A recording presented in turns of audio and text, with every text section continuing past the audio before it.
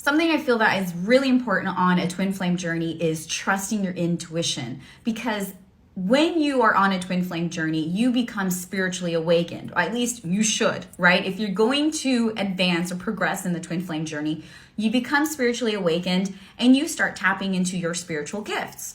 And one of those gifts you get is your intuition. You start opening your third eye, you start connecting with your higher self, with God. And then you start to develop these spiritual gifts like, psychic abilities or whatever it may be. Everyone discovers their own gifts. I started opening my intuition and I was hearing my higher self talking. I was getting many, many visuals. I still do get many visuals. I can communicate telepathically occasionally. And I recently channeled messages from a person who passed. Never thought I could do that. It actually ended up being for a client of mine, wanted to talk to me about her twin flame.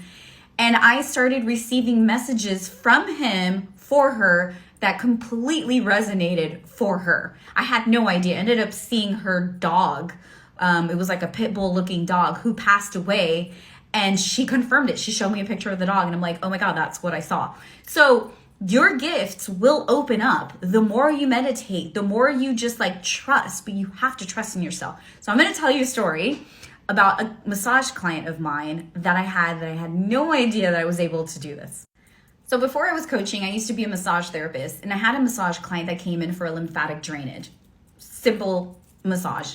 And I go and I put my hands on her abdomen, and suddenly I'm feeling like a pulsing energy. And I'm like, what is this? So I suddenly get this download. It says, ask if you can do Reiki on her. Ask if you can do Reiki on her. I'm like, I'm not going to do Reiki on her. That's not what she came here for. This is what I'm saying to myself. And then it was louder. Ask if you can do Reiki on her. I'm like, okay, fine. So I ask her, and she's like, yeah, go ahead. I'm like, okay.